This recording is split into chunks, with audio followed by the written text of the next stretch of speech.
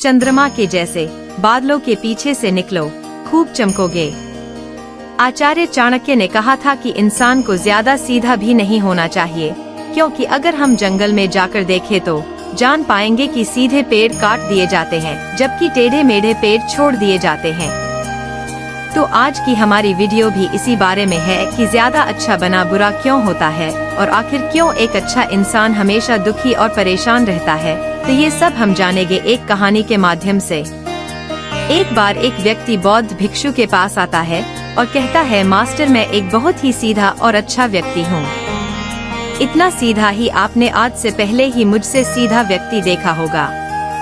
मैं हमेशा ही सबकी मदद करने की कोशिश करता हूँ, सबको खुश रखने की कोशिश करता हूँ, लेकिन सब मेरा फायदा उठाते हैं, मेरा मजाक बनाते हैं और कोई भी मुझे गंभीरता से नहीं लेता।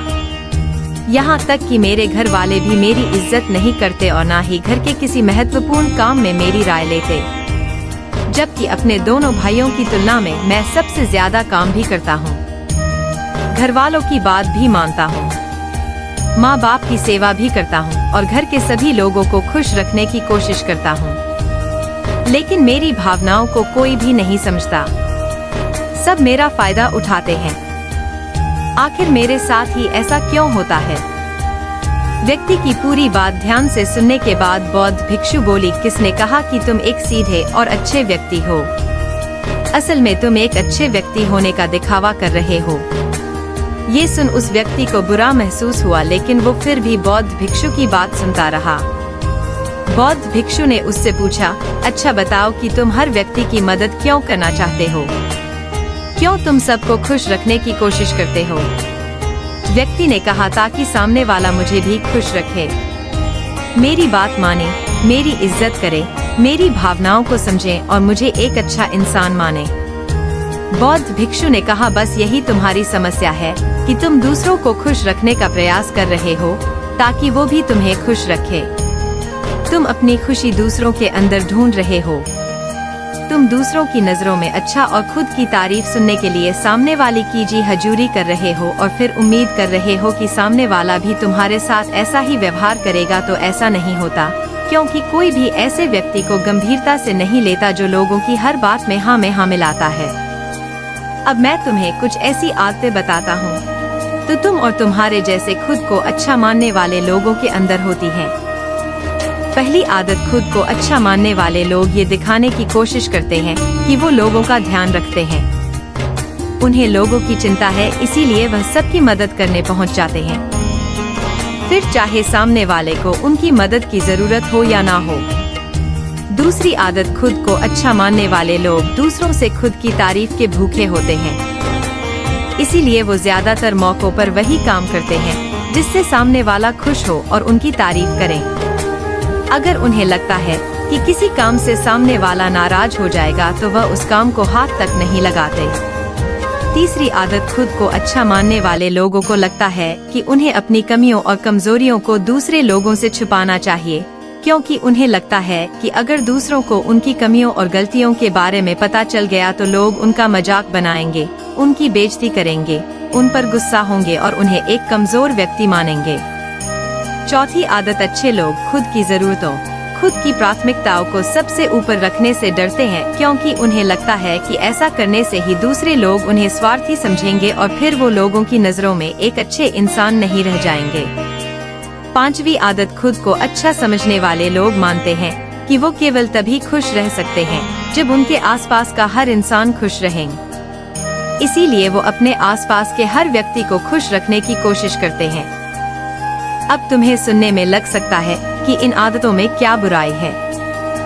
सबका भला करना तो अच्छी बात है, लेकिन समस्या यह है कि खुद को अच्छा समझने वाले लोग असल में जैसे दिखते हैं वैसे होते नहीं, ये अंदर से कुछ और ही होते हैं। जैसे कि पहला, अच्छाई का दिखावा करने वाले लोग ज्यादातर मौकों पर ईमानदार नहीं हो, क्योंकि वो अच्छा बनने के चक्कर में दूसरों की बुराई को भी छिपा देते हैं। सामने वाले को कभी भी उसकी गलतियां नहीं बताते और केवल वही बोलते और करते हैं जिससे सामने वाला खुश रहे। दूसरा, खुद को अच्छा समझने वाले लोग दूसरों को खुश करने के पीछे इतने पागल होते हैं कि वो कई बार जरूरी और दूसरों के लिए महत्वपूर्ण बातों और कामों को भी उनसे छिपा कर रखते हैं और उन्हें बताते नहीं ताकि सामने वाला उनसे खुश रहे। तीसरा, अच्छे लोग अपनी जरूरतों और कामों को महत्व नहीं देते, इसीलिए ये दूसरों से सीधे अपना काम करवाने से घबराते हैं, जिसकी वजह से ये दूसरे लोगों के साथ चालाकी करने की कोशिश करते हैं, अपने जरूरी कामों को करवाने के लिए भी, जैसे कि सामने वाले की चापलूसी करना या फिर उसके किसी काम के बहाने अपना काम भी कर लेना। चौथा, खुद को अच्छा मानने वाले लोग केवल पाने की उम्मीद से ही कुछ देते हैं। यह इस बात का दिखावा तो करते हैं कि यह लोगों की मदद करना चाहते हैं, लेकिन यह मदद सिर्फ इसीलिए करते हैं ताकि सामने वाला उनकी तारीफ करे, इन्हें अच्छा इंसान समझे और जरूरत पड़ने पर इनकी भी मदद करें।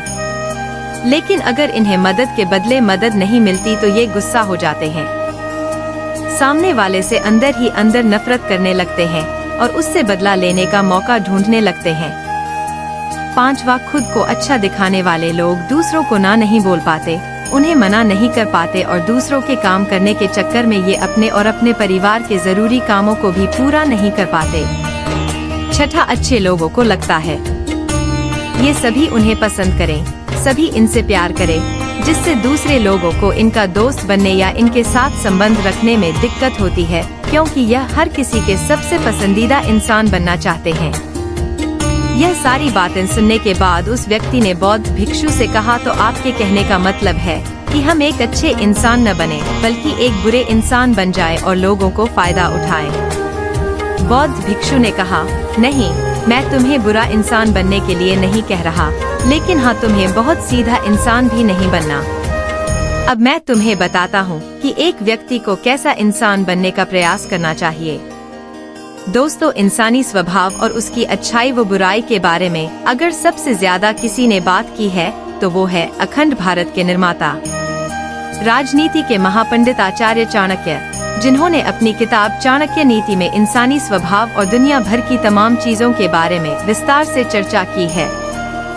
वो इतने बड़े ज्ञानी और दूरदृष्टा थे कि आज हजारों साल बाद भी उनके द्वारा कही गई एक एक बात हमारे जीवन में पूरी सटीकता के साथ लागू होती है। बौद्ध भिक्षु ने कहना शुरू किया, तुम्हें एक सीधा या दूसरों की नजरों में अच्छा इंसान बनने की तुलना में एक सुलझा हुआ इंसान बनने का प्रयास करना चाहिए। एक सुलझा हुआ इंसान वो होता है जिसे सबसे अच्छा इंसान बनने का कोई शौक नहीं है। वो जैसा है वैसा ही खुद को पसंद करता है। वो जानता है कि वो एक इंसान है और उसमें बहुत सी कमियां हैं और वह अपनी कमियों को स्वीकार्यता भी है। एक सुलझा हुआ इंसान ये भी अच्छे से जानता है कि उसकी और उसके परिवार की कुछ महत्वपूर्ण जरूरतें हैं जिन्हें उसे ऊपर रखना होगा, वरना उसके साथ साथ उसके परिवार का जीवन भी परेशानियों में पड़ जाएगा। हो सकता है कि उसकी ऐसी सोच की वजह से उसके आसपास के लोग, उसके मित्र या रिश्तेदार उससे नाराज हो जाए, लेकिन वो इसे भी स्वीकारता है। यहाँ पर बात स्वार्थी होने की नहीं, बल्कि जीवन की सच्चाई को स्वीकारने की है, क्योंकि तुम बुद्ध नहीं हो गए हो कि तुम्हारी कोई इच्छा ही नहीं है, किसी से कोई उम्मीद नहीं है या कोई जरूरतें शेष नहीं रही।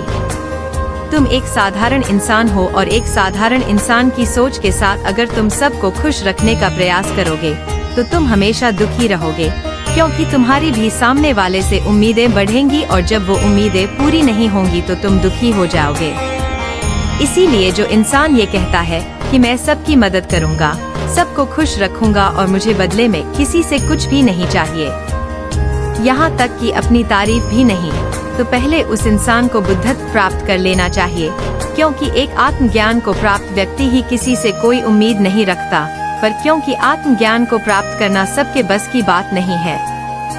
इसीलिए तुम्हें इस जीवन के सत्य को स्वीकारना होगा और खुद को शोषण का शिकार वह दुखी होने से बचाने के लिए एक सीधा इंसान बनने की बजाय एक सुलझा हुआ इंसान बनने का प्रयास करना होगा। अब मैं तुम्हें बताता हूँ कि एक सुलझे हुए इंसान में क्या क्या विशेषताएं होती हैं। पहली विशेषता, ये अपनी और अपने चाहने वालों की जरूरतों को ऊपर रखते हैं। इसका मतलब यह नहीं है कि ये लोग दूसरों की जरूरतों को कम समझते हैं या फिर दूसरों को गिराकर खुद ऊपर बढ़ने की कोशिश करते हैं। बल्कि इसका मतलब यह है कि ये लोग दूसरों की फालतू जरूरतों के लिए तब तक उपस्थित नहीं होते जब तक कि इनकी खुद की महत्वपूर्ण जरूरतें पूरी ना हो जाए।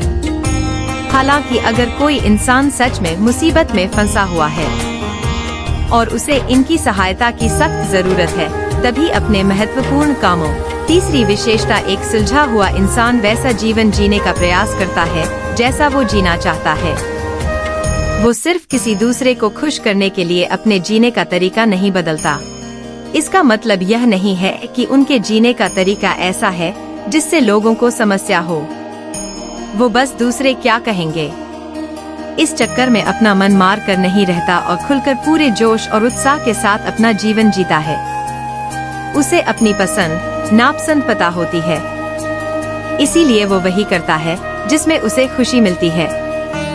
उसे अच्छे से पता होता है कि वो कौन है, उसे अपने आप पे भरोसा होता है, इसीलिए उसे किसी इंसान की छोटी चापलूसी करके खुद को अच्छा दिखाने या खुद की तारीफ सुनने की जरूरत नहीं होती।